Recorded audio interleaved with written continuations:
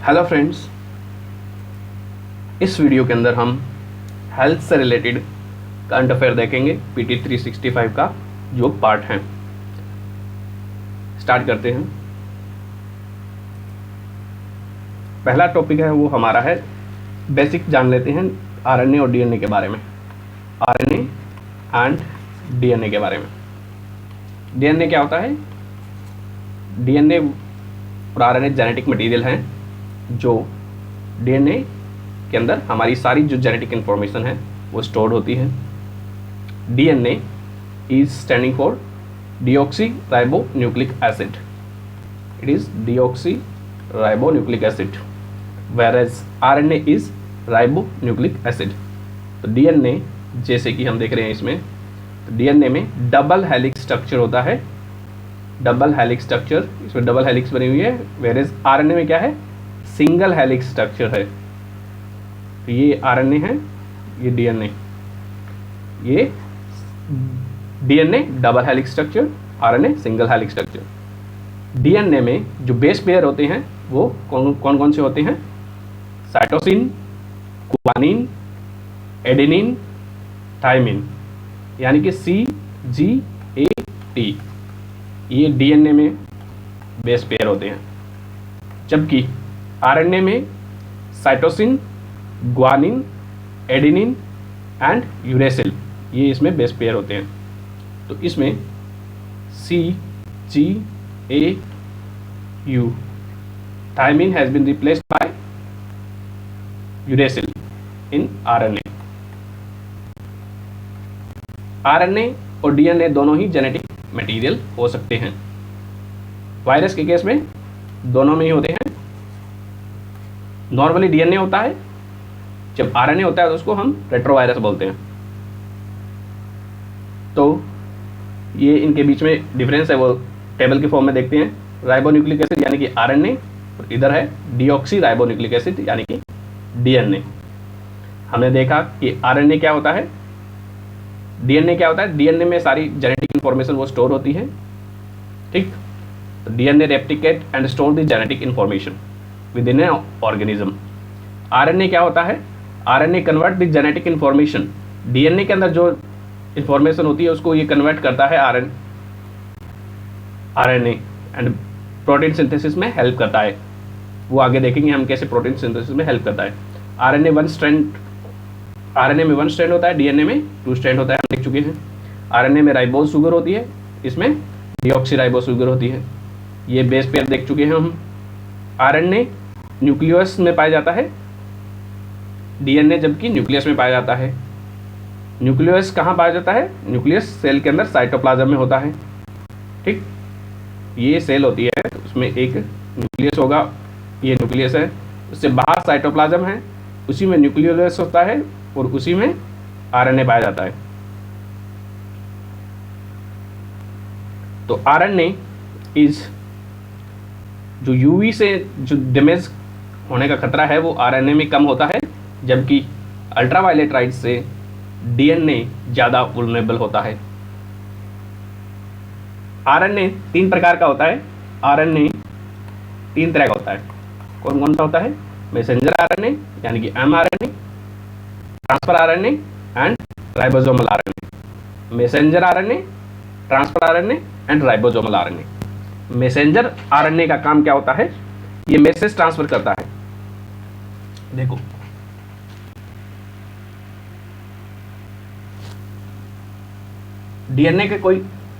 DNA में जो एक इंफॉर्मेशन होगी,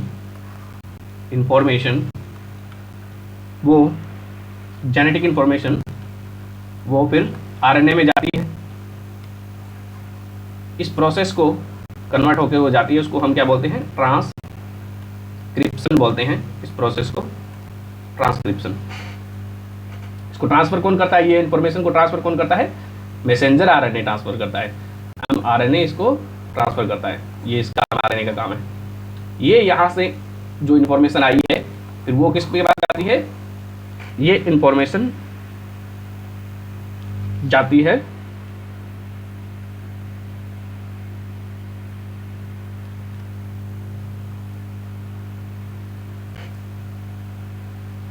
एक मिनट, क्या हो गया?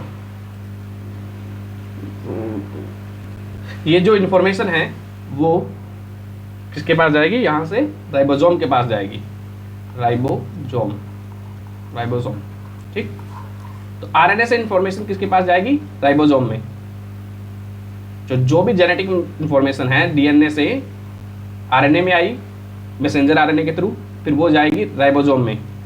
तो ये बताती है, ये इन्फॉर्मेशन बताती है कि कौन सा प्रोटीन इसमें बनाना है। तो ये जो इन्फॉर्मेशन है, फिर ट्रांसफर आरएनए क्या होता है? राइबोसोम से इन्फॉर्मेशन, ट्रांसफर आरएनए राइबोसोम से इन्फॉर्मेशन कलेक्ट करता है, और फिर जो न्यूक्लिक एसिड होता है, न्यूक्लिक एसिड में उसमें क्या होते हैं? अमीनो एसिड होते हैं, अमीनो एसिड। उन कौन सा अमीनो एसिड को ये यहाँ पे राइबोसोम के पास लेके आता है, ट्रांसफर आरएनए ट्रांसफर करता है, ताकि जो डीएनए ने इंफॉर्मेशन मांगी थी उसी हिसाब से जो नया प्रोटीन बनता है वो राइबोसोम पे बन सके। राइबोसोम पे क्या होता है? प्रोटीन सिंथेसिस होता है, प्रोटीन सिंथेसिस। तो ribosome is site of protein synthesis. यहाँ पे राइबोसोम में क्या होते हैं? ये राइबोसोमल आरएनए होते हैं, ribosomal RNA, transfer RNA plus ribosomal RNA यहाँ से मिलके न्यूक्लिक एसिड लेके आए थे, अमीनो एसिड, वो सारे मिलके यहाँ पे नया प्रोटीन का निर्माण करते हैं। किसमें? राइबोसोम में। सो हम देखते हैं कि डीएनए से इंफॉर्मेशन जा रही है आरएनए के पास मैसेंजर आरएनए के थ्रू। इस प्रोसेस को हम बोलते हैं ट्रांसक्रिप्शन। फिर ये जो डीएनए से जो इंफॉर्मेशन आई है वो जाती है राइबोसोम के पास, न्यूक्लियस में। राइबोसोम, न्यूक्लियस के बाहर राइबोसोम होते हैं, राइबोसोम पे प्रोटीन सिंथेसिस की साइट होती है, तो वो वहाँ से आरएनए से राइबोसोम के पास जाएगी। राइबोसोम ट्रांसफर आरएनए को बोलेगा भैया मेरे को ये अमीनो एसिड चाहिए ताकि मैं जो प्रोटीन बनाना है वो बना सकूं। तो ये फिर अमीनो एसिड को जो रिक्वायर्ड है उसको लेके जाते हैं राइबोसोम पे, फिर प्रोटीन सिंथेसिस होता है। तो ये 3 डिफरेंट टाइप है उन आरएनएज का, उनका काम होता है, हम देख चुके हैं, ठीक। अगला हम टॉपिक है वो इम्यून सिस्टम से रिलेटेड है। तो हमारा एक इम्यून सिस्टम क्या होता है? It is a network of cell and organs. हमारी बॉडी के अंदर सेल्स एंड ऑर्गन का नेटवर्क होता है जो हमें इम्यूनिटी प्रोवाइड करता है। इम्यूनिटी क्या होती है? Immunity it is power to fight disease. तो पावर टू फाइट डिजीज़, यदि हमारी बॉडी में कोई वायरस अटैक कर रहा है तो उसको अगेंस्ट में लड़ सके, ये पावर है, इम्यूनिटी कहलाती है वो। तो इम्यूनिटी 2 प्रकार की हो सकती है, innate immunity and acquired immunity. Innate immunity क्या होती है? इनेट इम्यूनिटी जो हमारे बर्थ के टाइम पे ही हमें मिली होती है, तो वो नेचुरल इम्यूनिटी होती है। तो इनेट इम्यूनिटी क्या है? बर्थ के टाइम पे हमें जो मदर से इम्यूनिटी मिली है वो नेचुरल इम्यूनिटी है हमारी। इसके लिए किसी स्पेसिफिक डिफेंस टाइप की नहीं होगी, ये नेचुरल है तो ये ऑब्वियसली क्या होगी? एक्टिव होगी और फास्ट होगी, बहुत फास्ट होती है ये।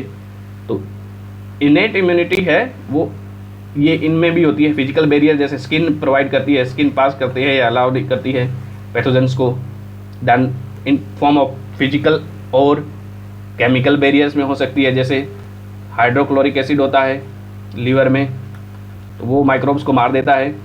देन WBC होती है, देन साइटोकाइंस हो सकती है। ये सारे इनेट इम्यूनिटी के टाइप्स हैं। सेकेंड जो इम्यूनिटी है वो है हमारी एक्वायर्ड इम्यूनिटी। एक्वायर्ड इम्यूनिटी, जब कोई पैथोजन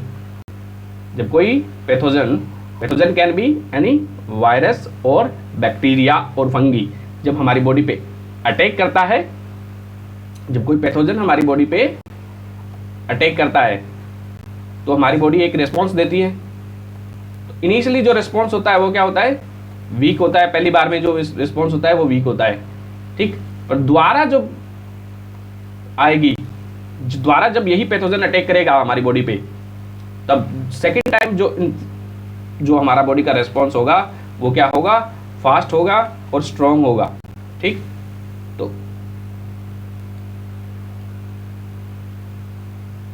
फास्ट होगा और स्ट्रॉन्ग होगा, ठीक। तो इसीलिए हमारी को वैक्सीन दी जाती है ताकि इनिशियली लो जो एंटीजन आता है बॉडी के अंदर, जो वीक होता है उसके अगेंस्ट एंटीबॉडी बन सके वैक्सीन के थ्रू। ठीक, तो एक्वायर्ड इम्यूनिटी है वो एक मेमोरी बेस्ड लर्नड इम्यूनिटी है। तो प्राइमरी रेस्पॉन्स हमने देखा कि वीक होता है, ये क्या है, सेकेंडरी रेस्पॉन्स होता है, उसमें फास्ट होता है। ठीक है, तो ये हमारी इसकी बारे में बात हुई। दूसरा है एंटीजन। क्या होता है, एक एंटीजन होता है जो हमारी बॉडी पे अटैक करता है। और एंटीजन क्या होता है, एंटीजन कोई फॉरेन एलिमेंट होता है जो हमारी बॉडी पे अटैक करता है।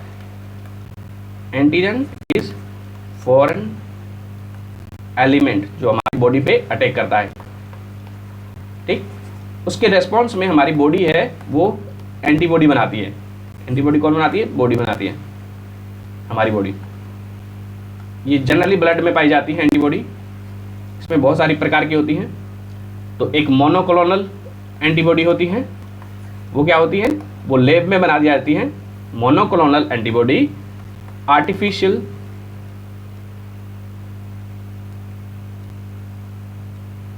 ये आर्टिफिशियल एंटीबॉडी होती है, इसके बारे में आगे पढ़ेंगे। ठीक है, ये आर्टिफिशियल एंटीबॉडी जो जिसका इम्यून सिस्टम वीक होगा उस बंदे के अंदर ये मोनोक्लोनल एंटीबॉडी इंट्रोड्यूस करवा दी जाती है ताकि वो बंदा बीमारी से बचा रहे। ठीक, अब ये सारी चीजें क्यों पढ़ी हमने, वैक्सीन से हमें क्या मिलती है, इम्यूनिटी मिलती है। तो एक नई तरह की वैक्सीन कोविड के अगेंस्ट डेवलप की गई है जिसका नाम क्या है, जाइकोव-डी है। जाइकोव-डी ये हमारी क्या है, एक डीएनए बेस्ड वैक्सीन है। DNA based vaccine. ठीक, ये इंडिया की फर्स्ट डीएनए बेस्ड वैक्सीन है अगेंस्ट कोविड-19। इसको मिशन कोविड सुरक्षा के अंदर डेवलप किया गया है। और इस वैक्सीन की खास बात यह है कि इसमें नीडल की जरूरत नहीं होती है। तो ये सुई फ्री वैक्सीन है, इसमें आपको सुई नहीं लगती है। और ये जाइकोव-डी है वो मोर देन 12 ईयर वाले हर बंदे को दी जा सकती है। हर अडल्ट को जिसको 12 साल से ज़्यादा है उसको ये जाइकोव-डी दी जा सकती है। तो ये एक न्यूक्लिक एसिड वैक्सीन है। डीएनए वैक्सीन है तो डीएनए वैक्सीन होगी ये, तो ये क्या हो जाएगी, एक न्यूक्लिक एसिड वैक्सीन हो जाएगी। न्यूक्लिक एसिड वैक्सीन दो प्रकार की हो सकती है। कौन कौन सी, न्यूक्लिक एसिड वैक्सीन दो प्रकार की हो सकती है। एक तो डीएनए बेस्ड वैक्सीन हो, दूसरा आरएनए बेस्ड वैक्सीन हो। आरएनए बेस्ड वैक्सीन होती है उसमें वो ट्रांसफर आरएनए यूज करते हैं। आरएनए बेस्ड वैक्सीन में एमआरएनए यूज करते हैं। तो ये देखो आरएनए बेस्ड वैक्सीन है, उसमें एमआरएनए यूज किया जाता है, मैसेंजर आरएनए। मैसेंजर आरएनए को फिर एंटीजन पे लगाया जाता है। मैसेंजर आरएनए एंटीजन के साथ हमारी बॉडी में इंट्रोड्यूस करा दिया जाता है। फिर बॉडी एक इम्यून रिस्पॉन्स देती है और एंटीबॉडी बनाती है, एंटीबॉडी। तो RNA vaccine encode the antigen of interest into mRNA, then it is injected into human body. Pfizer की जो वैक्सीन थी वो एमआरएनए बेस्ड वैक्सीन थी, जबकि डीएनए वैक्सीन है, डीएनए बेस्ड वैक्सीन है वो, उसमें क्या करते हैं सबसे पहले कि डीएनए बेस्ड वैक्सीन को प्लाज्मिड के थ्रू दी जाती है। ये प्लाज्मिड, तो डीएनए होता है उसको एक एंटीजन पे इसको लगाया जाता है। उसका एंटीजन होता है, एंटीजन को उसमें प्लाज्मिड पे चढ़ा देते हैं। प्लाज्मिड के साथ इसको एनकोड करके फिर उसको ह्यूमन बॉडी के अंदर देते हैं। तो डीएनए बेस्ड वैक्सीन है वो डायरेक्टली मसल्स में दी जाती है। और इसके लिए जो मसल में देने के लिए डायरेक्टली मसल में नहीं दी जाती है, ये स्किन में दी जाती है, ये स्किन में दी जाती है। और इसके लिए जो प्रोसेस यूज करते हैं वो इलेक्ट्रोपोरेशन है। इलेक्ट्रोपोरेशन ये डिवाइस के द्वारा यूज की जाएगी, जिसको हम देखते हैं, अभी देखते हैं। ठीक है, तो न्यूक्लिक एसिड वैक्सीन दो प्रकार की होगी, RNA based vaccine, DNA based vaccine. ठीक, न्यूक्लिक एसिड बेस्ड वैक्सीन का फायदा क्या है, ये ज़्यादा सेफ होती है, स्ट्रॉन्गर इम्यूनिटी इसमें जनरेट की जा सकती है, इसको जल्दी रिपीटली प्रिपेयर किया जा सकता है। तो जाइकोव जड्डी है, इसके बारे में हमें देखते हैं। जाइकोव जड्डी क्या है? ये एक प्लाज्मिड डीएनए वैक्सीन है। ZyCoV D is a plasmid DNA vaccine जो कोविड-19 के अगेंस्ट काम करेगी। इस वैक्सीन के अंदर क्या है? DNA vaccine carry into the body the genetic code for the part of the virus that trigger the immune system. तो डीएनए वैक्सीन है, वो प्लाज्मिड के साथ मिलके ह्यूमन बॉडी के अंदर एक जो स्पाइक प्रोटीन है, स्पाइक प्रोटीन एंटीजन यानी कि कोविड-19 का स्पाइक प्रोटीन है, वो हमारी बॉडी के अंदर इंट्रोड्यूस कराती हैं। उसके स्पाइक प्रोटीन को देखते हुए बॉडी, हमारी जो ह्यूमन बॉडी है, वो आइडेंटिफाई कर जाती है कि ये कोरोना वायरस है, इसके अगेंस्ट में हमें एंटीबॉडी बनानी है। तो ये ऐसे काम करती हैं। तो when administered ZyCoV D produces spike protein of the सारस कोविड-19 कोविड-2 वायरस, इसकी स्पाइक प्रोटीन प्रोड्यूस कर बॉडी एंटीबॉडी बना लेगी। ठीक है, तो ये सेकेंड वैक्सीन है जो इंडिजिनियसली बनाई गई है। इसको इस डिवाइस के द्वारा, ये डिवाइस है, इसको एडमिनिस्टर किया जाता है। इसमें नीडल नहीं है, देख सकते हो आप, इसमें नीडल नहीं है, लेकिन ये इधर सिरिंज है, इसमें भरा जाता है और इसमें इसको यहाँ पे बॉडी के अगेंस्ट प्रेस किया जाता है। तो फार्माजेट जो ट्रोपिस नाम की डिवाइस है, वो इसको एडमिनिस्टर करती है। फार्माजेट का बना हुआ ये नीडल फ्री वैक्सीन। तो इसमें single use trial disposal syringe use की जाती है। तो ये 90 डिग्री पे इसको एडमिनिस्टर किया जाता है। यहाँ पे इलेक्ट्रिक सिग्नल होता है जो बॉडी को ट्रांसफर कर देता है। तो इलेक्ट्रोफोरेन जो हमने देखा था, इलेक्ट्रोफोरेन प्रोसेस होती है, इलेक्ट्रोपोरेशन उसके अंदर से ही इसको ट्रांसफर किया जाता है।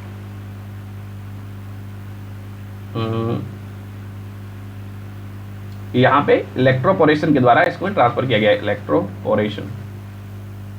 सीरीज सिंपली इसको प्रेस करते हैं, फिर इसमें जाएगी। तो ये इंट्राडर्मल इंजेक्शन होता है, यानी कि सीधा स्किन में जाएगा। अनलाइक जो नीडल वाला इंजेक्शन होता है, नीडल वाला इंजेक्शन होता है वो मसल्स में जाता है, जबकि ये सीधा हमारा स्किन में जाएगा, इंट्राडर्मल होगा ये, इंट्राडर्मल इंजेक्शन। ठीक, तो जाइकोव जड्डी की इसकी 3 डोज लगेगी, 0, फिर 28 दिन बाद, फिर 56 दिन बाद इसकी 3 डोज लगेगी। इसको 2 से 8 डिग्री सेंटीग्रेड पे स्टोर करने की जरूरत पड़ती है। तो जो प्रोसेस है डिलीवर करने की, वो इलेक्ट्रोपोरेशन यूज करती है, ये हमने जान लिया। तो एंटीजन को इसमें प्लाज्मिड पे साथ में दिया जाता है, जबकि आरएनए वाली में क्या है, सीधा एमआरएनए के साथ एंटीजन जोड़ दो तो वो उसको बॉडी में ट्रांसफर कर देगी। ठीक, अब जो वैक्सीन्स हैं वो 3 तरह से बनाई जा सकती हैं।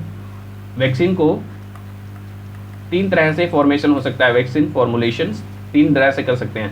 पहला, जब हम इसमें होल बैक्टीरिया और वायरस यूज करें, जो पूरा का पूरा वायरस या फिर बैक्टीरिया यूज करें। दूसरा, उसका जेनेटिक इंफॉर्मेशन यूज करें, आरएनए या फिर डीएनए, जैसा हमने देख लिया अभी, डीएनए यूज करें।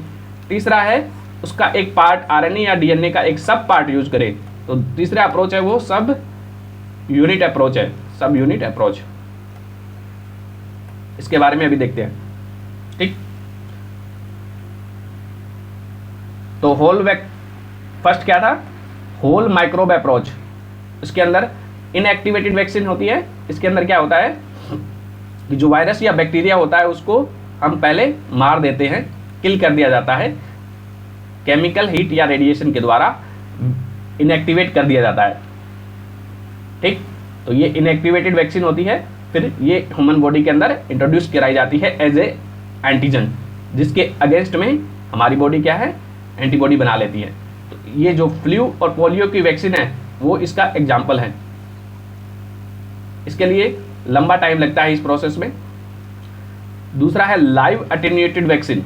इसमें हम लाइव वायरस देते हैं परंतु उसको वीक कर देते हैं, इसको वीकर वर्जन इंट्रोड्यूस किया जाता है वायरस का। ठीक, इससे जो इसका एग्जाम्पल कौन कौन सा है, एमएमआर वैक्सीन है, जैसे कि मीजल्स है, मम्प्स है, रूबेला की जो वैक्सीन है वो इसका लाइव एटेन्यूएटेड वैक्सीन का एक एग्जाम्पल है। तो चिकन पॉक्स की भी है, वो लाइव पॉक्स वाली है, लाइव एटेन्यूएटेड वैक्सीन है। तो वैक्सीन में नॉट बी, उन लोगों के लिए जिनका इम्यून सिस्टम कमज़ोर है, ये उनके लिए स्टेबल नहीं होगा। जैसे कि पोलियो की वैक्सीन आती है तो दो तरह की आती है पोलियो की, आईपीवी आती है and oral polio vaccine. Oral polio vaccine में डेड किया आता है, दूसरा आईपीवी वाले में इनएक्टिवेटेड वाला होता है। आईपीवी में इनएक्टिवेटेड वाला होता है, ओपी में लाइव दिया जाता है, लाइव यानी कि वीकेंड वाला होता है। तो ओपीसी से फिर वो द्वारा पोलियो हो जाता है, फीकल पोलियो से, उसको हम बोलते हैं वैक्सीन ड्राइव्ड पोलियो। वायरल तीसरा है, इसमें होल माइक्रोब अप्रोच में थर्ड है वायरल वेक्टर अप्रोच। इसमें एक वेक्टर यूज किया जाता है। वेक्टर क्या होता है? वेक्टर बस की तरह होती है जो डिलीवर करने का काम करती है। तो ये एंटीजन को डिलीवर करेगी, बस की तरह होती है जो एंटीजन को डिलीवर करेगी, ठीक है। तो जहाँ पे प्रोटीन पे डिलीवर करती है, जहाँ पे इसकी जरूरत होती है। तो इबोला की वैक्सीन है, वो एक वायरल वेक्टर वैक्सीन है। इबोला की वैक्सीन एक वायरल वेक्टर वैक्सीन है। सब यूनिट अप्रोच है, उसके अंदर हम एक पार्ट ही यूज करते हैं। It can be either protein और शुगर हो सकता है। तो शुगर वाली है वो पॉलीसेकेराइड में है, ये पीसीवी में हम यूज करते हैं। शुगर वाली हम पीसीवी में यूज करते हैं, ठीक। तो ये हमारा वैक्सीन का टाइप हुआ था। अभी अगला टॉपिक देखते हैं। तो इसमें एक टर्म दी हुई थी ट्रांसक्रिप्टोज। क्या होती है? जितना आरएनए का जो टोटल से मैसेंजर आरएनए का जो टोटल सेट होता है ना, उसको हम क्या बोलते हैं? ट्रांसक्रिप्टोम। ट्रांसक्रिप्टोम, ठीक। प्लाज्मिड क्या होता है? प्लाज्मिड हमने देखा था कि एक स्मॉल तरह का सर्कुलर डीएनए होता है जो डीएनए वैक्सीन को ट्रांसफर करने का काम होता है। एक सर्कुलर डीएनए होता है, ये भी एक डीएनए होता है आउटसाइड न्यूक्लियस। आउटसाइड न्यूक्लियस ये बैक्टीरिया में पाया जाता है। ये बैक्टीरिया होता है, उसमें एक न्यूक्लियस होता है, उसके बाहर में ये जो पाया जाता है प्लाज्मिड सर्कुलर होता है ये भी। उस पे इसके जो इस पे ट्रांसफर कर दिया जाता है, ये एंटीजन को इस पे ट्रांसफर करके फिर ये जो है वो ह्यूमन बॉडी के अंदर इंट्रोड्यूस किया जाता है। अगला जो टॉपिक है वो हमारा रिलेटेड है universal immunization program. Universal immunization program कब शुरू हुआ था ये आप देख लेना, 1982 है या 1984 में है। तो ये किस किस के लिए है? न्यूबॉर्न और प्रेग्नेंट वोमेन के लिए होता है। लगभग मोर देन 25 मिलियन न्यूबॉर्न्स को दी जाती है इसके अंदर वैक्सीन, और वोमेन प्रेग्नेंट वोमेन को भी दी जाती है, लगभग 30 मिलियन के प्रेग्नेंट वोमेन। इसके अंदर 12 वैक्सीन दी जाती हैं, 12 वैक्सीन दी जाती है, जिसमें से 10 क्या है पूरे देश में दी जाती है, और 2 है जो कि जापानीज एनसेफेलिस्ट है और पीसीवी न्यूमोनोकोकल न्यूमोनिया की जो वैक्सीन है, न्यूमोनोकोकल न्यूमोनिया। ये 2 वैक्सीन है वो पूरे देश में नहीं दी जाती हैं, कुछ एक पार्ट में दी जाती है। जापानीज एनसेफेलाइटिस जो वैक्सीन है वो बिहार और कुछ जापानीज एनसेफेलाइटिस के जो एंडेमिक एरिया होते हैं उन्हीं में उनको दिया जाता है। 10 जो वैक्सीन है, टोटल 12 वैक्सीन होगी। कौन कौन सी होगी? Diphtheria, pertussis, tetanus, polio, measles, rubella, then TB, rotavirus, diarrhea, hepatitis B है, सी नहीं है, बी, मेनिंजाइटिस एंड न्यूमोनिया। उसके अलावा हेमोफिलस इन्फ्लुएंजा टाइप बी और न्यूमोनोकोकल न्यूमोनिया एंड जापानीज एन्सेफेलाइटिस, ठीक। ये 12 डिजीज हैं, उनको अगेंस्ट वैक्सीन दी जाती है यूनिवर्सल इम्यूनाइजेशन प्रोग्राम के अंदर। तो इसमें आपको इंद्रधनुष मिशन के बारे में पढ़ना पड़ेगा। इंद्रधनुष के बारे में पढ़ो, 1, 2 और 3 इसका जो पार्ट आए हैं उनके बारे में पढ़ना पड़ेगा, जो इसमें दिया नहीं हुआ है बुकलेट में। अगले है न्यूमोनोकोकल वैक्सीन है। न्यूमोनोकोकल डिजीज क्या होती है? न्यूमोनोकोकल डिजीज क्या होती है? ये बैक्टीरिया के द्वारा कॉज की जाती है, बैक्टीरिया के द्वारा कॉज की जाती है। जो बैक्टीरिया का नाम है वो है स्ट्रेप्टोकोकस न्यूमोनाई। इस बैक्टीरिया के कारण हो सकती है स्ट्रेप्टोकोकस न्यूमोनाई। न्यूमोनोकोकल डिजीज इस बैक्टीरिया के कारण होती है, इसको न्यूमोनोकोकस भी बोला जाता है। तो ये बहुत सारे ऑर्गन्स में हो सकती है। न्यूमोनोकोकल डिजीज बहुत सारे ऑर्गन में हो सकती है, including meningitis, bronchitis, then sepsis, sinusitis, ये हो सकती हैं। अब न्यूमोकोकल की वैक्सीन बनाई गई है, तो इसकी दो तरह की वैक्सीन बनाई जा सकती हैं। पहली वैक्सीन जो शुगर ड्राइव्ड वैक्सीन होती है, यानी कि शुगर या पॉलीसेकेराइड ड्राइव्ड वैक्सीन होती है, और दूसरी है जो कैरियर प्रोटीन का यूज़ नहीं करती है। तो पॉलीसेकेराइड है वैक्सीन है जिसमें नो कैरियर है। दूसरा कॉन्जुगेट वैक्सीन होती है जिसमें प्रोटीन एज एक्ट करता है कैरियर की तरह। तो ये डायग्राम में भी ये दिखाया गया है कि पॉलीसेकेराइड वैक्सीन है, दूसरा कॉन्जुगेट वैक्सीन है। तो कॉन्जुगेट वैक्सीन एंड पॉलीसेकेराइड, के दो प्रकार की इसमें वैक्सीन दी जाती है। तो कॉन्जुगेट वैक्सीन कौन सी होती है? कॉन्जुगेट वैक्सीन वो वैक्सीन होती है जिसमें एक स्ट्रॉन्ग एंटीजन कंबाइन किया जाता है वीक एंटीजन के साथ, फिर इन दोनों को कंबाइन करके कॉन्जुगेट बन गया ये, उसको फिर ह्यूमन बॉडी में इंट्रोड्यूस कराया जाता है। फिर जो रिस्पॉन्स आएगा वो वीक के अगेंस्ट भी स्ट्रॉन्ग आएगा, और स्ट्रॉन्ग के अगेंस्ट तो स्ट्रॉन्ग आना ही है। अगला टॉपिक है वो हमारा रिलेटेड है टीबी से, ट्यूबरकुलोसिस। ट्यूबरकुलोसिस क्या है? एक बैक्टीरियम डिजीज है, किसके द्वारा होती है?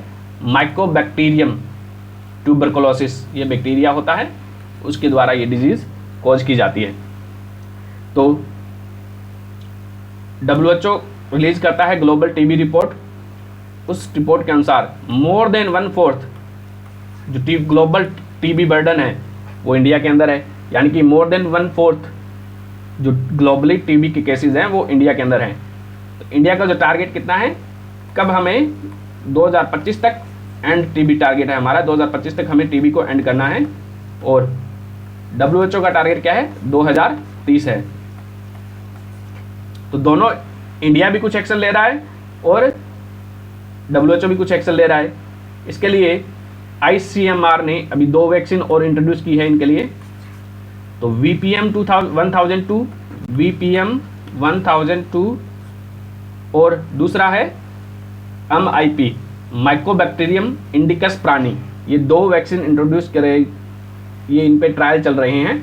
ये वैक्सीन आपको दिया आ सकता है कि ये वैक्सीन किससे रिलेटेड है, तो ये टीबी से रिलेटेड है, ठीक। और इसके अगेंस्ट अभी कौन सी वैक्सीन दी जा रही है? BCG वैक्सीन दी जा सकती है, bacillus BCG vaccine. BCG is only licensed vaccine है जो टीबी के अगेंस्ट दी जा रही है, ठीक। एंड BCG की वैक्सीन है वो इक्वेटर एरिया में कम होती है इफेक्टिवनेस, क्योंकि इक्वेटर एरिया में इन्वायरमेंटल माइकोबैक्टीरिया हैं वो बहुत ज़्यादा होते हैं, इसलिए वो इसके साथ इंटरफेरेंस कर जाते हैं। तो इसकी एफिकेसी है वो इक्वेटर से दूर ज़्यादा होती है, इक्वेटर के पास कम होती है। तो टीबी के बारे में आपको बहुत सारी बातें पढ़नी है। टीबी के बारे में और भी बहुत सारे हैं जो इसमें बुकलेट में नहीं दी हुई है, जैसे कि टीबी कई प्रकार की हो सकती हैं। ड्रग रेजिस्टेंट टीबी है, ड्रग रेजिस्टेंट टीबी, तो ये क्या हो सकती है? 3 प्रकार की होती हैं। कौन कौन सी? XDR, MDR, देन तीसरा है TDR। इसमें XDR कुछ एक इसकी 2 डिजीज होती है, इसकी 2 वैक्सीन होती हैं। First line of defence, second line of defence, riboflavin plus एक और नाम होता है इसका। उसके अगेंस्ट में यदि ये दोनों ही काम नहीं कर रही हों तब उसको XDR टीबी बोलते हैं। फिर MDR टीबी होता है, TDR टीबी होता है जिसपे कोई भी काम नहीं कर रही होती है, कोई भी दवाई जिसपे काम नहीं कर रही होती है वो TDR, totally drug resistance TB बन जाता है। तो इनके बारे में आपको और पढ़ना पड़ेगा। निक्सचे पोर्टल है, निक्सचे पोर्टल किससे रिलेटेड है? वो टीबी से रिलेटेड है। अगला टॉपिक है हमारा है वो anti microbial resistance. Anti microbial resistance क्या होता है? ये एबिलिटी होती है एक ऑर्गेनिज्म की to stop an anti microbial from working against it. तो एक माइक्रो ऑर्गेनिज्म लाइक वायरस है, उसकी एक ऐसी प्रॉपर्टी जिसके अगेंस्ट एंटीवायरस की जो ड्रग है वो काम ना करे, ठीक। तो उसको हम एंटी माइक्रोबियल रेजिस्टेंस कह सकते हैं। एंटीबायोटिक रेजिस्टेंस होता है वो उसका एक टाइप होता है। एंटी माइक्रोबियल रेजिस्टेंस के काज क्या क्या हो सकते हैं, किस कारणों से हो सकता है? पुअर हाइजीन के कारण हो सकता है, ओवर यूज़, हम जो मेडिकल सप्लाई है उसका ओवर यूज़ करें तब हो सकता है, ओवर प्रिस्क्रिप्शन या फिर रॉन्ग प्रिस्क्रिप्शन यूज़ कर रहे हैं तब हो सकता है ड्रग्स का, जिस डॉक्टर ने हमें रिकमेंड भी नहीं किया है और उसके बावजूद भी हम इनका यूज़ कर रहे हैं, तो एक लंबे समय के बाद वो दवाई हमारी बॉडी पे काम करना बंद कर देती है, क्योंकि हमारी बॉडी है उसका एंटी माइक्रोबियल रेजिस्टेंस उसके अगेंस्ट डेवलप कर लिया है। तो इसका और क्या क्या कारण हो सकता है? एग्रीकल्चर में यूज करते हैं, बोवाइंस को, एनिमल्स को फीड कर दिया जाती है ताकि उनका दूध बढ़ सके। इन्वायरमेंटल में बहुत सारे वेस्ट होते हैं जो एग्रीकल्चर से आते हैं, उसके कारण भी ये एंटी माइक्रोबियल रेजिस्टेंस हो सकता है। यदि हम जो कोर्स प्रिस्क्राइब्ड है वो पूरा नहीं करें तब भी एंटी माइक्रोबियल रेजिस्टेंस हो सकता है। कैसे होते हैं ये, कैसे हमारी body anti microbial resistance develop करती है? तो हमारी बॉडी में दो तरह के बैक्टीरिया होते हैं, कुछ एक बैक्टीरिया होते हैं जो एंटी बायोटिक रेजिस्टेंस होगा, कुछ एक बैक्टीरिया हैं जो जिन पे हमारी दवाई काम करेगी। ठीक है, दवाई ए मतलब काम कर ली, मतलब हमने एक दवाई दी, एंटीबायोटिक दवाई दी, उन बैक्टीरिया पे काम कर गई, तो उनको तो मार देगी, जिस पे नहीं काम करेगी लाल वाला है ये, वो बच जाएगा, ये बच जाएगा।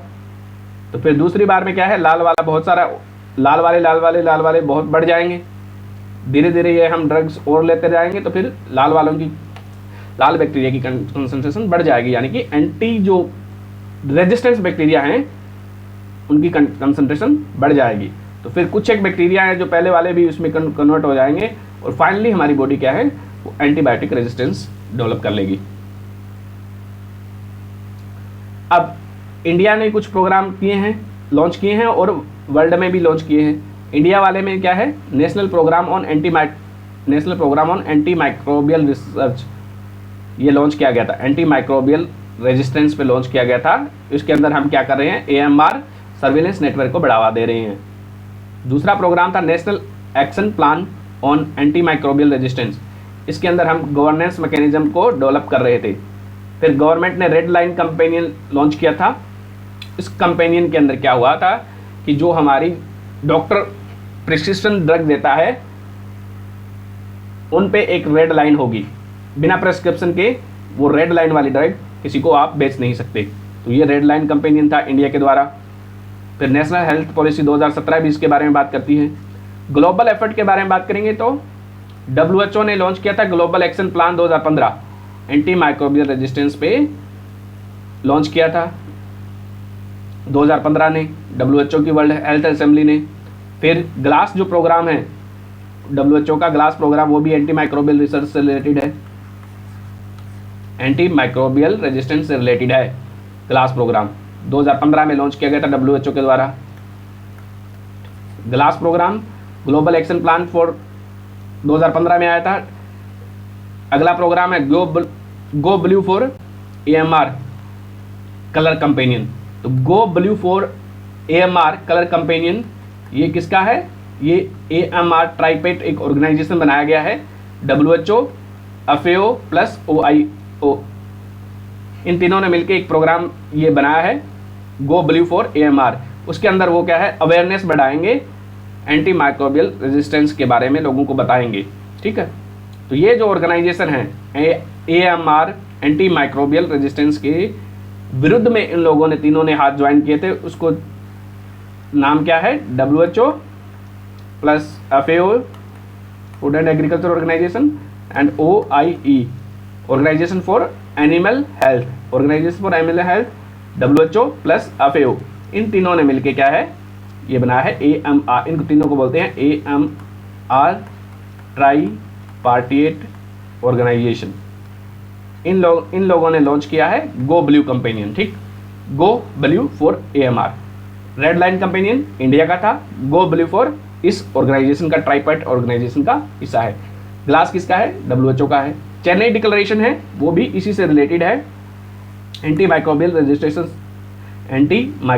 रेजिस्टेंस से रिलेटेड है चेन्नई डिक्लेरेशन। इसके अंदर हम एंटीबायोटिक स्टेवॉर्डशिप प्रमोट करेंगे। फिर इंडिया ने इसके लिए शेड्यूल्ड H1 भी इंट्रोड्यूस किया है, ड्रग एंड कॉस्मेटिक रूल्स के अंदर शेड्यूल H1 इंट्रोड्यूस किया है, जिसके अंदर ओनली प्रिस्क्राइब्ड मेडिसिन दी जाती है। AMR, तो जब हमारे बॉडी के अंदर कोई भी बैक्टीरिया, वो बैक्टीरिया क्या है, एंटी बैक्टीरियल हो जाएगा, प्रॉपर्टी डेवलप कर लेगा, तब उस बैक्टीरिया को मारने के लिए एक वायरस भेजते हैं। उस वायरस का नाम क्या है, बैक्टीरियोफाज है, बैक्टीरियोफेजिस है, जो बैक्टीरिया को मार देगा, इन बैक्टीरियाज को मार देगा। ये नई टेक्निक्स पे काम चल रहा है, IISc बेंगलुरु इस पे काम कर रहा है, ठीक। तो ये अभी इसमें चल रहा है काम।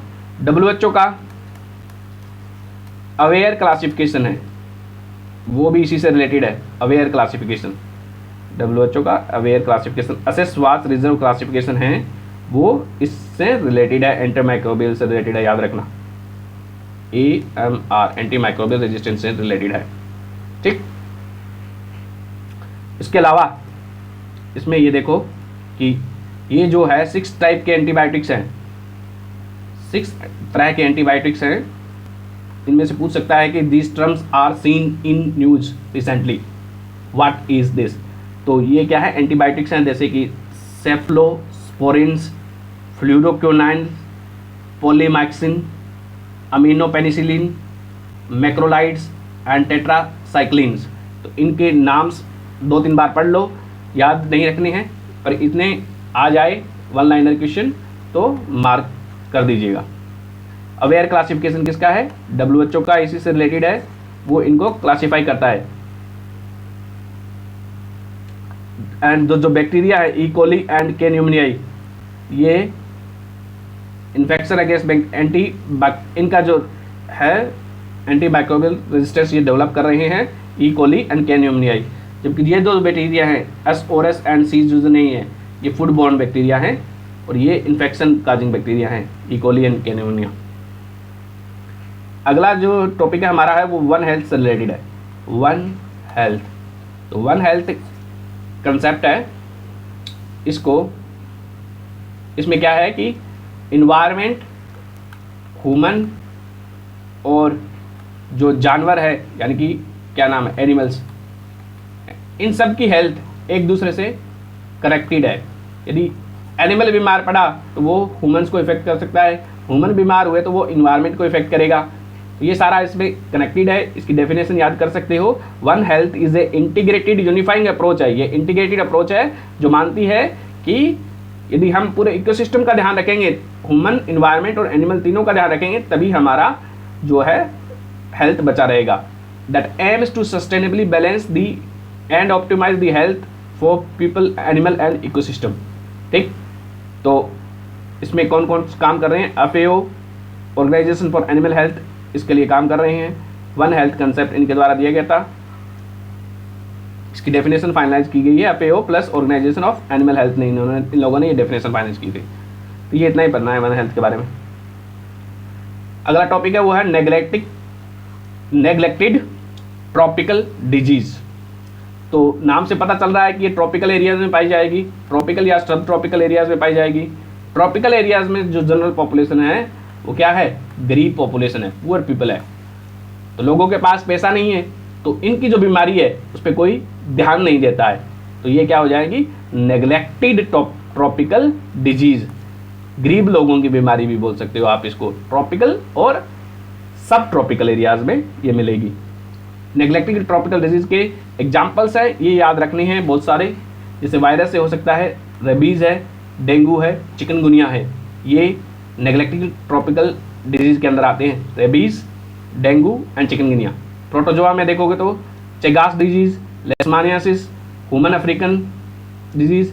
देन बैक्टीरिया में देखोगे तो ब्रूलिक अल्सर, लेप्रोजी, ट्रोकोमा, योज, हेलवेंथिसिस में बहुत सारे दिए हैं, जैसे कि गुनिया वॉर्म है, एक्नोनोस है, लिम्फेटिक फ्लोरेसिस, रिवर ब्लाइंडनेस। इनमें से जितनी याद हो सके याद कर लो, नहीं याद हो सके तो 2-3 बार पढ़ लो। ये वायरस वाली याद रखो, प्रोटोजोआ याद रखो, बैक्टीरिया वाली याद रखो। 3 जो है नेग्लेक्टेड ट्रॉपिकल डिजीज है, इंडिया ने एलिमिनेट कर दी है। कौन कौन सी हैं जो एलिमिनेटेड है? इंडिया ने 3 नेग्लेक्टेड ट्रॉपिकल डिजीज है वो एलिमिनेट कर दी है। तो पहली कौन सी है? यो है, यॉज, दूसरा है गोनिया वॉरम, और तीसरा है ट्रेकोमा। ट्रेकोमा क्या है? ये आई का इन्फेक्शन हो जाता है, इसमें आई से रिलेटेड है ट्रेकोमा, आई इन्फेक्शन हो जाता है, इसमें कॉर्निया खराब हो जाता है। अगला जो टॉपिक है हमारा वो क्लासिफिकेशन दिया हुआ है, 5 kingdom classification. 5 kingdom classification R H Whittaker ने दिया था।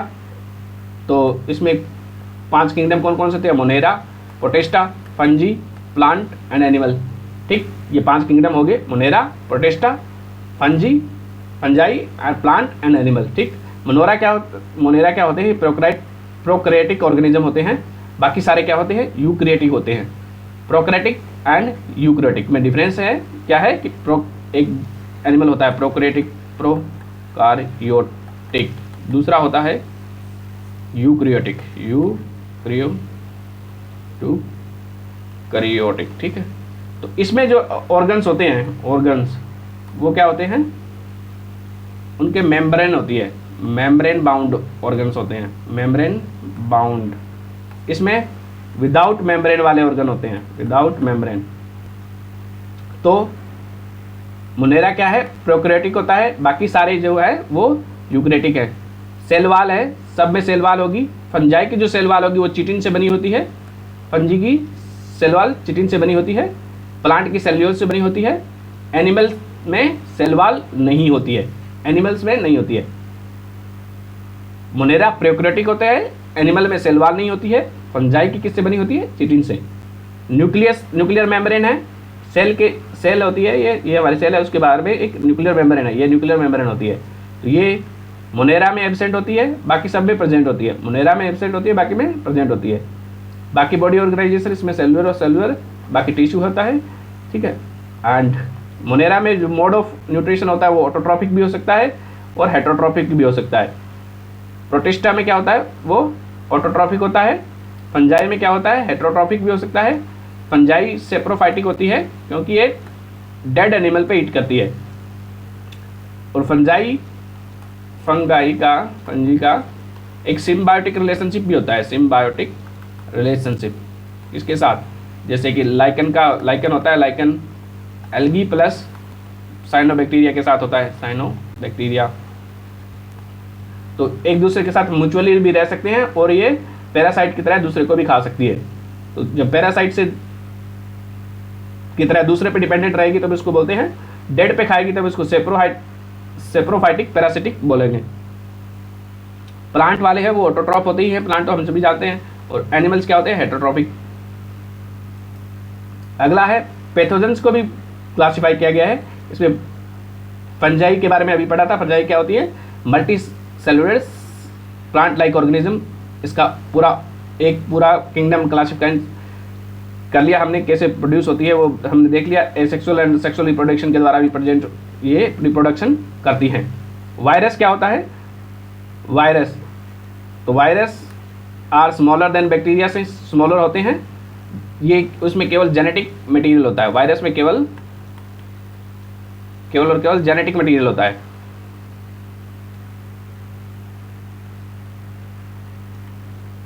जेनेटिक मटेरियल, जब जेनेटिक मटेरियल आरएनए भी हो सकता है और डीएनए भी होता है। तो आरएनए होता है उसको रेट्रोवायरस बोलते हैं, डीएनए होता है तब सीधा नॉर्मल वायरस बोलते हैं। तो ये इनएक्टिव होते हैं। वायरस क्या होते हैं? इनएक्टिव होते हैं। यदि ये लिविंग बॉडी में चले जाएं तभी ये एक्टिव होगा। कोई लिविंग बॉडी में जाएंगे उसके बाद में ही वायरस एक्टिव हो पाते हैं। तो वायरस बैक्टीरिया को भी इन्फ्लुएंस करता है, सबको इन्फेक्ट करता है, फंजाई को, प्रोटोजोआ को, एनिमल को, वायरस सबको इन्फेक्ट करता है। तो बैक्टीरिया क्या होते हैं? ये टाइनी सिंगल सेल्ड ऑर्गेनिज्म होते हैं।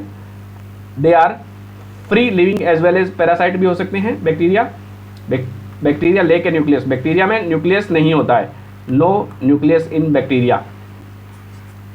वायरस हमने देख लिया, फंजी देख लिया। प्रोटोजोआ क्या होते हैं? प्रोटोजोआ यूनिसेलुलर यूकैरियोटिक ऑर्गेनिज्म होते हैं। ये डायग्राम दिया हुआ है, यूनिसेलुलर यूकैरियोटिक ऑर्गेनिज्म। इनमें सेल वाल नहीं होती है। प्रोटोजोआ में सेल वाल नहीं होती है, हेटरोट्रॉपिक होते हैं, वो फ्री लिविंग पे काम करते हैं। हेलमिंथेसिस क्या होते हैं, ये सोयल में रहने वाले बैक्टीरिया तरह ही होते हैं। मल्टीसेलुलर पैरासिटिक वॉर्म्स होते हैं, जैसे राउंड वॉर्म्स भी हो सकते हैं, ये वॉर्म है, कीड़ा है, गोल गोल कीड़े होते हैं, वो हेलमिंथेसिस होते हैं, सोयल में जनरली रहते हैं ये लोग। फूड वाटरबोर्न सोयल आर्थ्रोपोड, ये कहाँ पे, इन पे भी पाए जाते हैं। ये से रिलेटेड था। अगला टॉपिक है हमारा, वो है लिम्फेटिक फिलियारिसिस। लिम्फेटिक फिलियारिसिस और एलिफेंटिसिस। एलिफेंटिसिस में क्या होता है कि हमारी बॉडी सूज सूज के हाथी जैसी हो जाती है।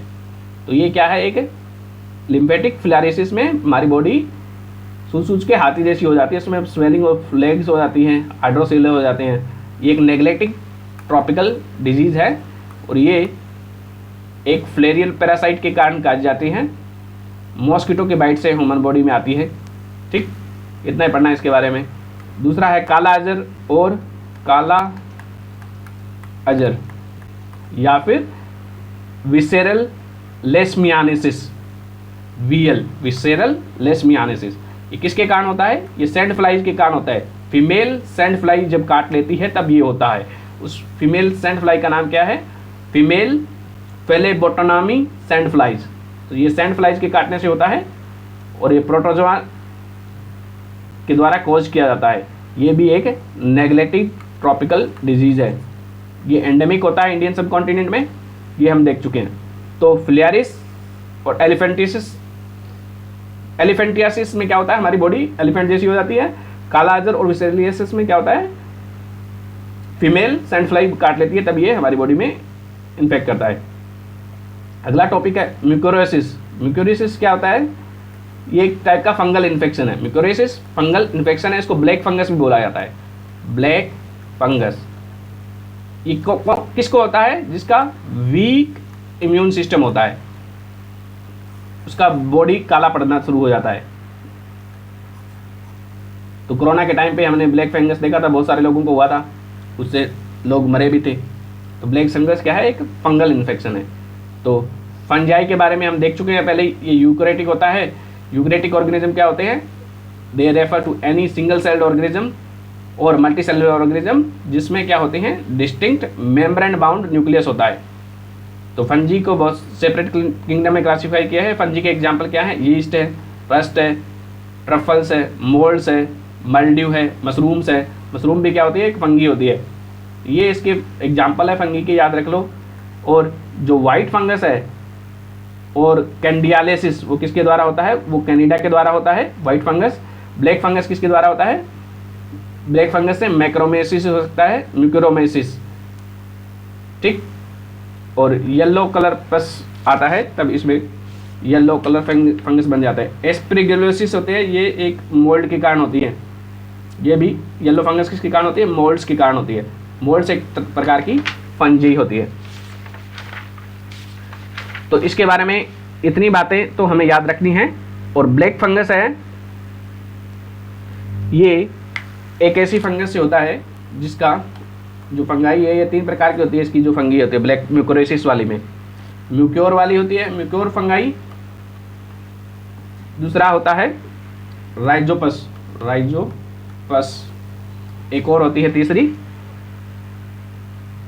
इन दोनों का कॉम्बिनेशन राइजो प्लस म्यूक्योर, राइजो म्यूक्योर, ये तीनों से होती है फंगाई।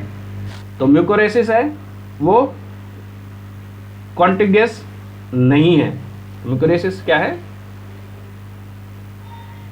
ये डिजीज है वो कॉन्टागियस नहीं है, यानी कि एक बॉडी से दूसरे बॉडी में फैलती नहीं है।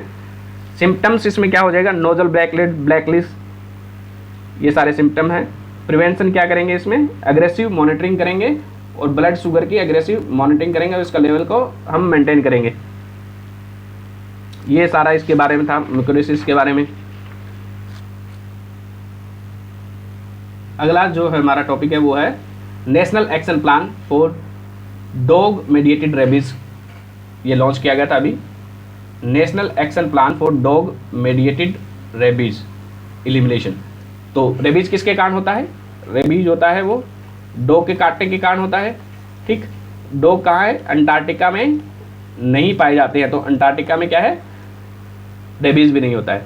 तो रेबीज से ये डॉग से हो रहा है तो ये क्या हो जाएगी, जूनोटिक हो जाएगी। ठीक है, यदि ये रेबीज हो जाए और ये इसके सिम्टम्स शुरू हो जाए तो ये बहुत फेटल है, यानी कि आदमी की मौत होना तय है इसमें। फिर हमारा जो टारगेट है रेबीज का, इंडिया ने टारगेट कितना रखा है रेबीज को ख़त्म करने का, 2030 है। टीबी का कितना है, 2025। तो ये वैक्सीन प्रिवेंटेबल डिजीज़ है, जूनोटिक डिजीज़ है और एक वायरल डिजीज़ है। ये एक वायरल डिजीज़ है जिसको प्रिवेंट किया जा सकता है, और ये नेग्लेक्टेड ट्रॉपिकल डिजीज़ भी है। रेबीज़ एक नेग्लेक्टेड ट्रॉपिकल डिजीज़ है। इसके बारे में इतना ही जानना था। अभी गवर्नमेंट एक नेशनल एंटी डोपिंग बिल लेके आई है 2021 के अंदर, नेशनल एंटी डोपिंग बिल। उसके अंदर क्या किया गया है, इट प्रोहिबिट द एथलेटिक्स, जो एथलेटिक्स होते हैं प्लस उसका जो सपोर्ट स्टाफ होता है, वो लोग डोपिंग नहीं कर सकते, यानी कि ड्रग नहीं ले सकते।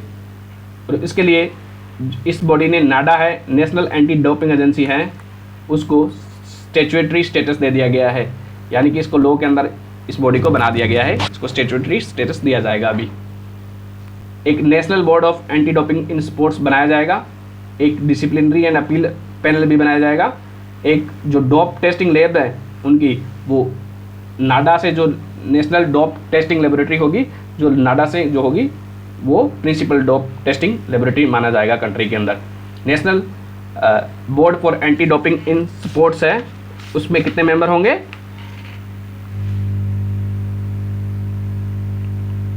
नेशनल एंटी डोपिंग एजेंसी है।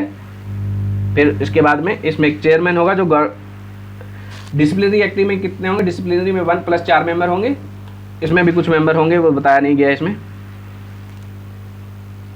अगला है जो वर्ल्ड लेवल पे जो एंटी डोपिंग है, यानी कि ड्रग्स को रेगुलेट करती है स्पोर्ट्स के अंदर, वो एजेंसी कौन सी है, वाडा है। वाडा क्या है, वर्ल्ड एंटी डोपिंग एजेंसी। ठीक, कब एस्टेब्लिश की गई थी, 1999 में इसको बनाया गया था। कौन सी डिक्लेरेशन से बनी है ये, लुजाने डिक्लेरेशन से बनी है, लुजाने डिक्लेरेशन। चेन्नई डिक्लेरेशन किससे रिलेटेड है, एंटी माइक्रोबियल रेजिस्टेंस से हम देख चुके हैं। लुसाने डिक्लेरेशन से कौन बनी है, वाडा बनी है 99 में। लुसाने कहाँ पे है, स्विट्जरलैंड में है। तो ये वर्ल्ड एंटी डोपिंग को मॉनिटर करेगी और उसमें साइंटिफिक रिसर्च, एजुकेशन, डेवलपमेंट, सारा जो एंटी ड्रग का जो काम है, एंटी डोपिंग वाला काम है, वो वाडा करती है। ठीक, तो अभी जो वाडा ने एक ड्राइड ब्लड स्पॉट टेस्ट होता है, ड्राइड ब्लड स्पॉट टेस्ट होता है, वो कराने की अनुमति दी थी टोक्यो ओलंपिक्स में। ठीक है, तो इसे आइडेंटिफाई किया जा सकता है कि उसने बैन ड्रग ली है या नहीं बंदे ने।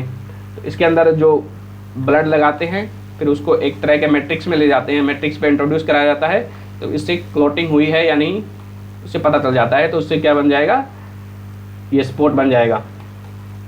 इस तरह का टेस्ट है। तो ये किससे रिलेटेड है, नाम पूछा जा सकता है, ड्राइड ब्लड स्पॉट टेस्ट है, वो इससे रिलेटेड है, बैन डोपिंग से रिलेटेड है। अगला टॉपिक है वो है हमारा मलेरिया। मलेरिया क्या है, मलेरिया किसके कारण होती है, प्लाज्मोडियम पैरासाइट काटने के कारण हो सकती है। ये किसके काटने से होती है, फीमेल एनाफोलिस मॉस्किटो, फीमेल एनाफोलिस मॉस्किटो काटने के कारण मलेरिया हो जाती है। तो ये प्रिवेंटेबल है, इसकी वैक्सीन है मॉसरिक्स वैक्सीन का मलेरिया की वैक्सीन है मॉसरिक्स।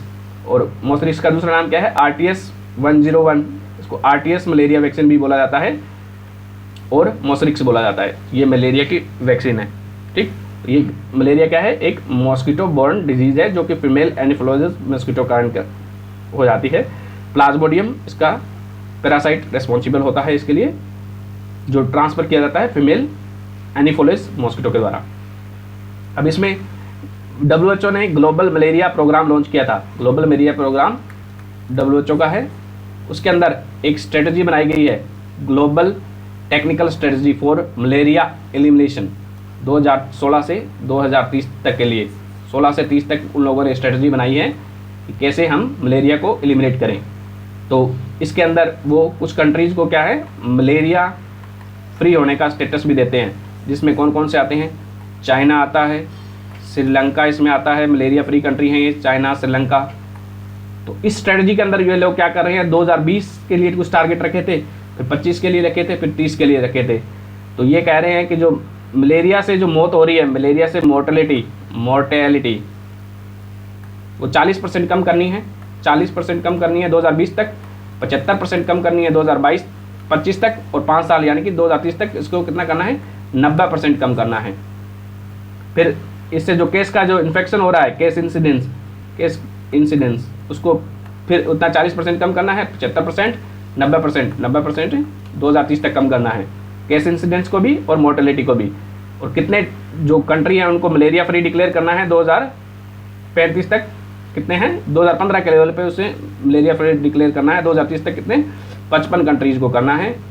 अभी एटलीस्ट 10 कंट्रीज़ को करना था 2020 तक, और 2030 तक 55 कंट्रीज़ को टारगेट रखा गया है। तो कोविड का जो वेरियस वेरिएंट है, कोविड हम सभी जानते हैं कोविड क्या है, सारे के बारे में पता है, तो ज़्यादा इन्फॉर्मेशन नहीं दी हुई है PT 365 में, बाकी और इन्फॉर्मेशन भी आपको पढ़नी पड़ेगी खुद से। तो कोविड है, तो उससे कोविड-19 के वेरिएंट्स हैं बहुत सारे, जैसे कि अल्फ़ा वेरिएंट है, कहाँ मिला था, UK में मिला था, बीटा वेरिएंट साउथ अफ्रीका में मिला था, गामा वेरिएंट कहाँ मिला था, ब्राज़ील में, डेल्टा इंडिया में, ओमिक्रॉन साउथ अफ्रीका में। ये जो 5 तरह के वेरिएंट हैं WHO ने क्लासीफाई किए हैं इनको, अल्फ़ा, बीटा, गामा, डेल्टा। तो इंडिया में कौन सा मिला है, डेल्टा वाला मिला है। डेल्टा वाले को और क्या बोलते हैं हम, B167.2, B167.2 ये डेल्टा है, ये इंडिया में मिला था। बाकी अल्फ़ा वाले को B1.7 बोलते हैं, P वाले को इसको ये बोलते हैं, ये देख लेना आप किस कौन से को क्या बोलते हैं, पहचानना आना चाहिए। B1.17 अल्फ़ा है, B1.351 बीटा है, P1.1 क्या है, गामा है, एंड B1.1529 क्या है, ओमिक्रॉन है। ओमिक्रॉन कहाँ मिला है, साउथ अफ्रीका में। डेल्टा इंडिया में मिला है, गामा ब्राज़ील में मिला है। तो ये सब याद होना चाहिए, ठीक। तो उसने जो नया वेरिएंट मिलता है उसको हम पहले वो WHO क्या करता है, उसको वेरिएंट अंडर मॉनिटरिंग में डालता है, फिर उसके बाद में वेरिएंट ऑफ इंटरेस्ट में डालता है, फिर उसके बाद में वेरिएंट ऑफ कंसर्न में डालता है। तो वेरिएंट अंडर मॉनिटरिंग में क्या है, तो जो नया वेरिएंट मिलता है उसको जेनेटिक चेंजेस आर सस्पेक्टेड है, वो नया मिला है, उसका जेनेटिक चेंज हो सकता है, नहीं हो सकता है, कितना उसको इफेक्ट कर सकता है, ये सारा उसके बारे में अनसर्टेनिटी होती है, तो उसको वेरिएंट अंडर मॉनिटरिंग में डाल देता है। फिर उसके बाद में वेरिएंट अंडर इंटरेस्ट में डालता है WHO।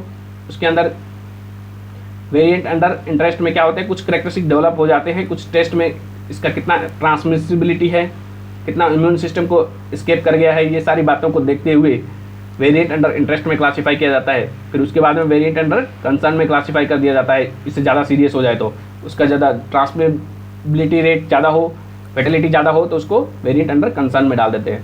वेरिएंट अंडर कंसर्न का एग्जाम्पल कौन से हैं, अल्फ़ा, बीटा, गामा, डेल्टा, सारे हैं वो वेरिएंट अंडर कंसर्न के आते हैं, अल्फ़ा, बीटा, गामा, डेल्टा।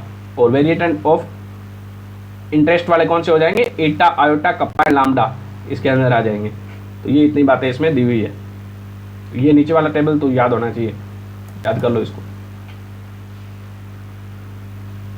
अगला जो टॉपिक है वो है GIS एड। GIS एड क्या है, global initiative on sharing avian influenza data.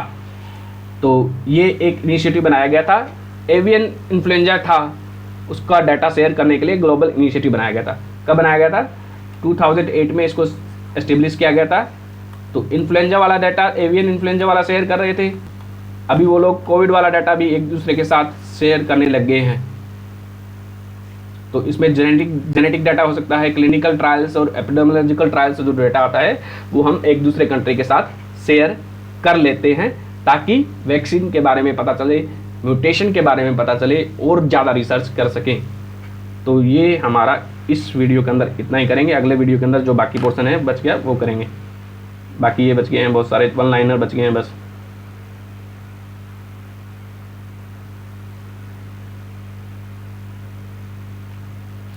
इसमें और क्या क्या बच गया है,